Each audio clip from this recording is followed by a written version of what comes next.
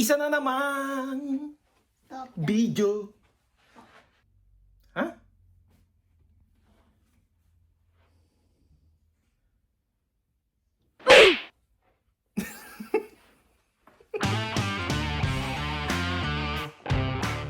Nag-aya lang yung aking asawa na ang corny. Nako-cornyan ako kapag sinasabi ko ang aking asawa. Ano ba magandang itawag ko sa'yo? Where's mommy? Ang aking loves, parang corny. My love. May may tinawag na ako nun eh. Dati. Show pepper, Daddy. Show pepper. Ang tawag ko sa'yo? Daddy, show pepper. Babe? Eh di yung tawagan nyo ng... Pepper. Yun ang tawagan nyo ng ex mo, di ba? Ito naman, gumagawa kami ng video dito eh. Ingay-ingay eh.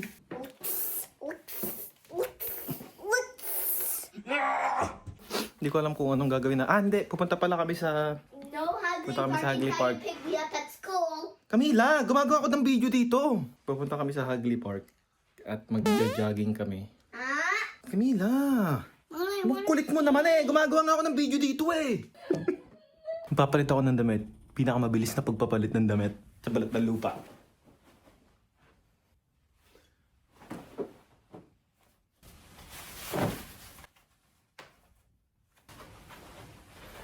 Mali, mali. Isa pa. Isa pa.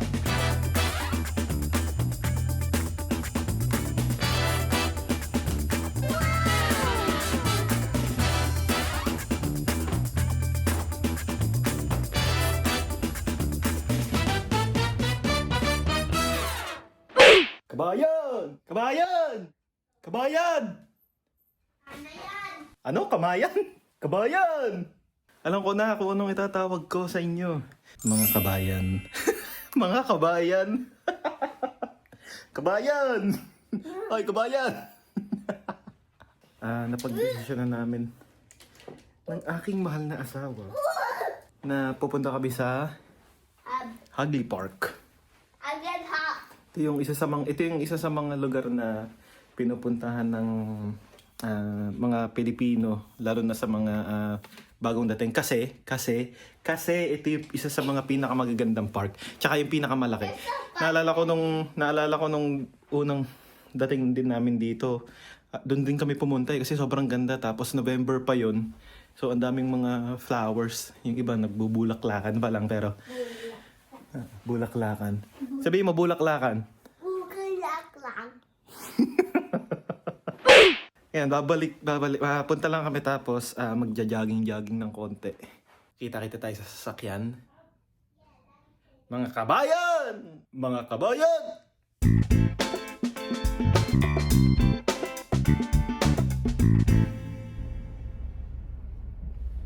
Sa Pilipinas.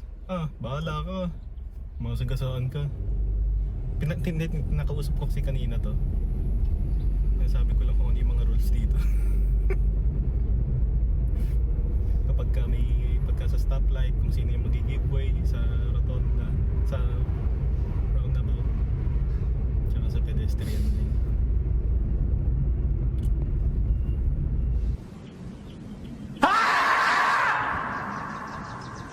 Barilag! Dito na pala kami. Pero magto-toilet muna ako kasi hindi ko na matiis. Toilet sa Hagley Park. Nice. Tulad nung sabi ko kanina, lahat ng mga kung kadadating mo pa lang dito sa New Zealand, at dito ka sa Christchurch, siguro ito yung park na dapat puntahan mo, no? So hindi ka pumunta sa Christchurch kung hindi mo napuntahan to. Kasi naalala ko nung bagong dating kami dito rin kami dumiretso eh. Dito rin kami pumunta.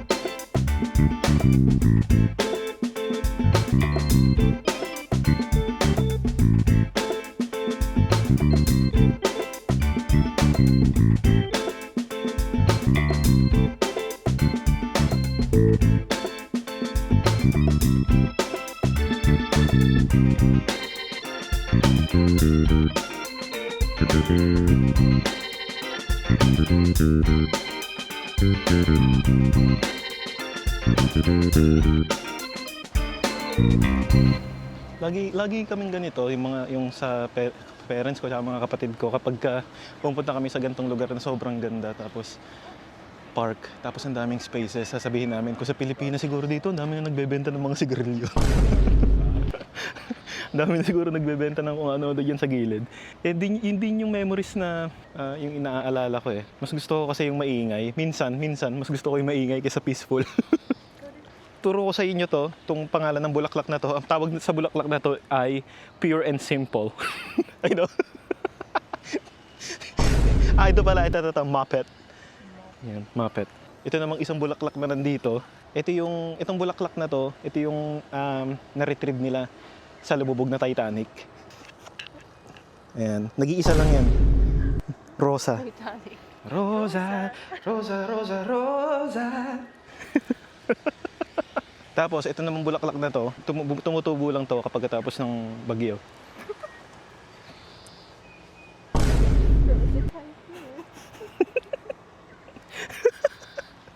Ito naman, kailangan pag tinanim mo tong rose na to, kailangan walang negativity sa isip mo, kailangan positive ka lagi.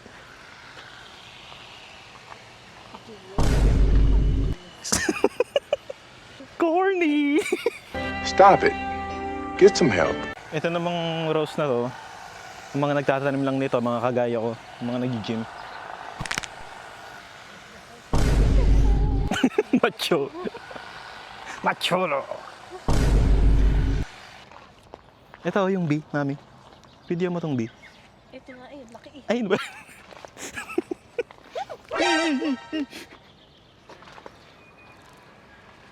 Hindi, kunyari lang ako natakot kasi hindi naman mga agat yung mga yan eh. Hindi naman manunusok yung mga yan. Kasi kapag nitinusukan nila, mamamatay na rin sila. So pinipili nila yung tutusukin nila. Wow. Sa Pilipinas, may kapre na dyan. Ang sarap na makadlakad.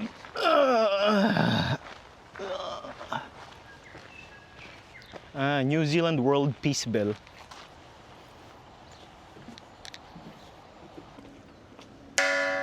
Yan, peace. Peace. Ito yung mga nakasulat ng mga peace, iba't ibang language ng peace. Ito yung sa Pilipinas, oh. Kapayapaan.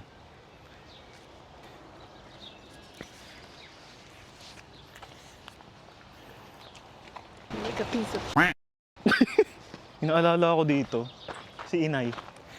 Yung lola ko sa Lumil. Wala na si Inay eh. Pero natatandaan ko dito dati si Inay. Dito sa bridge na to. Sabi niya sa akin, Jael, picture mo nga ako dito. Gusto ko tong bulaklak yung halaman na nandito eh. Tapos dito ako pumuesto. Andun si Inay. Ngiting-ngiti yun si Inay dito. Sobrang saya nun eh. Kasi iba yung mga halaman na picturean sa kanya. Ewan ko kung nasan yung photo album na yun. Pero sinend namin yun sa kanila eh. Naalala ko lang si Inay. I miss you, Nay. Ito yung Bondsman's Memorial. Bondsman's Memorial pala.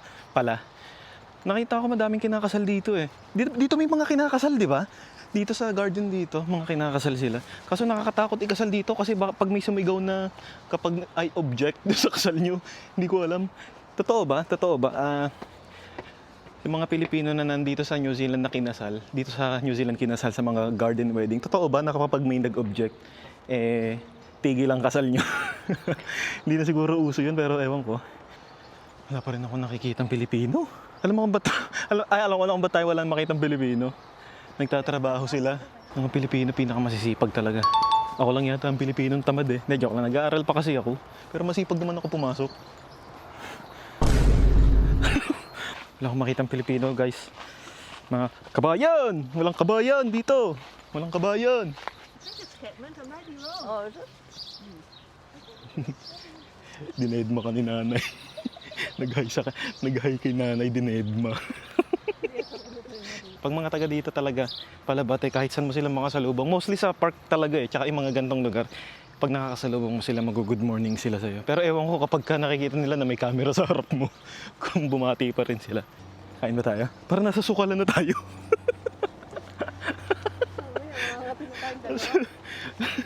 Kamatisan na ata tayo. Kamatisan na yata itong napuntahan namin. Dito pa ba tayo? Kasi magawin natin yan. Alin? Ito yung mga bagay na hindi namin magawa sa public, pero kaya namin itong gawin sa ibang lugar. Ah, wrestlers. Okay, wrestlers pala. Ito na lang. Hindi ko alam kung may ipot sa dibdib ko. Meron pero tuyo na. May ipot pero tuyo na. Naalala mo nang wala pa tayong anak? Ay, hindi ko na maalala. Ganito lang dito. Ganito lang dito mostly kapag weekends. Sa case ko, gigising kami sa umaga, asikasuhin namin yung anak namin. Papasok siya sa school. Tapos, pag walang pasok si Andrea, ngayon wala siyang pasok, pupunta kami sa park o kaya mag-walking kami, ganun lang. Tapos, kakain kami ng lunch, tapos uwi kami sa hapon. Tapos, mag-aaway kami. Tapos magkakasundo ulit. Tapos, maglalaro ulit kami ng Overcooked. Tapos, mag-aaway na naman kami kasi hindi kami magkasundo. Siguro mas okay ang papakita ko yung nature. Kaso wala pa akong drone eh. Papakita ko sa inyo yung nature, drone style, kaso wala pa akong drone. Ha? Papakita ko sa inyo.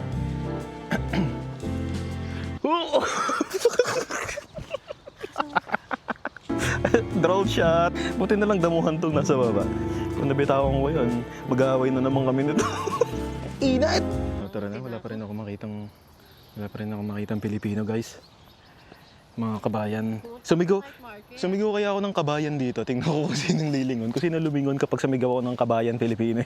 Dumadami na yung mga tao dito. Kaso puro mga tourist talaga. Kunyari pala tourist tayo dito, no? Pag may nagtanong sa atin, what are you here for? We're tourist. Walang hiya na ako talaga, mami. Walang hiya na ako. Siguro malakas lang din yung loob ko kasi kasama kita. Pero kung mag-isa siguro ako, tapos nakataas yung kamay ko na ganito, siguro isipin nila sintu-sintu ako, pero wala tayong pakialam. Wala na akong pakialam ngayon. Hindi na ako tinatalban. We're tourist. Ito yung pinakagusto ko dito sa amin. Kahit saan may toilet. Anong brocha? Ano yung brocha? Pang is-is. Nakawali. Ito yung pinansin mo kanina, hindi ka pinansin, oh. Kay nanay. Shoutout kay nanay. Shoutout nanay. Yan sa'yo. Yan, nanay. Binati ni Andrea. Dined mo. Next stop, Hostipol. Camila, Hostipol. Namimiss mo si Camila? Minsan kasi pagka naglalakad kami na ganito, di namin naiwasan, nagigilty rin kami. Sana kasama si Camila sa amin. Tapos pagkasama naman si Camila, kapag nangulit, ba't ba kasi sinama kita? Ba't pumasok ka na sa school? Sa Hagley Park meron ding coffee shop, tapos merong glass house. Gusto mo magkape? Pasukin natin yung loob, no? Kasi naalala ko dati, nung kakarating lang namin dito, nahihiya ako pumasok sa mga ganyan. Kasi baka pagpasok ko, i-judge ako ng mga tao. Tapos hindi ko alam kung ano yung orderin ko. Naalala ko yung tatay ko, si daddy. Nagkikwento siya sa amin, bumili daw siya ng kape, bumili daw siya ng isa lang. Tapos hindi niya daw naintindihan yung sinabi ng cashier, ang binigay sa kanya 6 na kape. Hindi daw siya nakaporma. Kinuwento niya tayo, baka kadating lang namin dito. Kaya medyo hesitant rin ako pumasok sa mga ganun dati. Pero ngayon tingnan natin kung anong itsura ng loob. Glass house. Tingnan mo kung gaano kaganda niyan. Pwede bang tumungtong dito? Ganda, no? Kaso bawal yata pumasok dyan eh.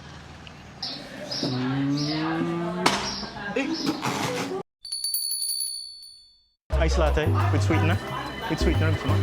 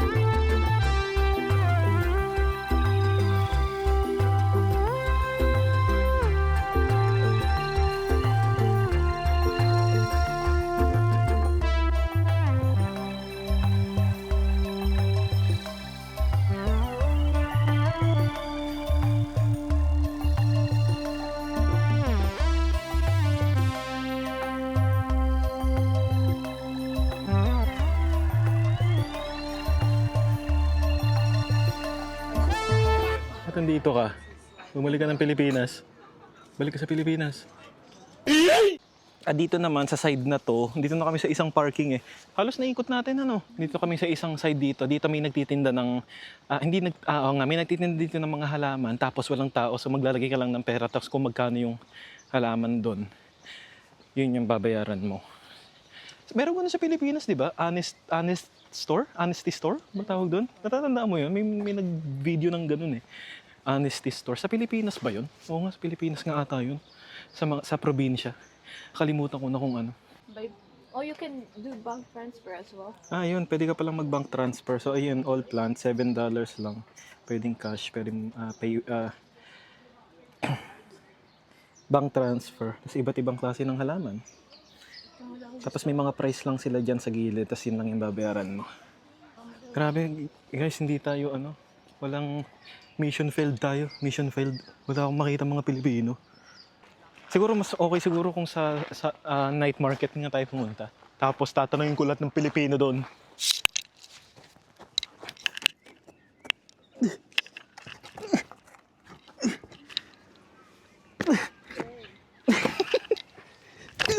Nagpapasikat ka sa akin, bossing. Nagpapasikat ka sa akin. Ganun yun eh. Taasan siya eh. Kaso ng mga bata. Inat! Hindi tayo pinalad. Hindi tayo pinalad na makakita ng mga Pilipino pero sa susunod gagawin ko, sasadyain ko na talaga. Sasadyain ko na maghanap ng mga Pilipino dito para matanong ko sila ng kung anong tanong na may isip ko. So yun lang, hanggang dito na lang. Uwi na rin kami. Medyo pagod na rin kami. Salamat sa panonood. Sana nag-enjoy kayo na makita tong Hagley Park. See ya. Bye!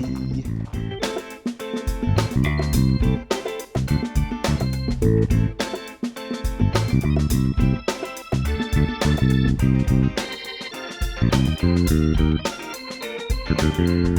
you.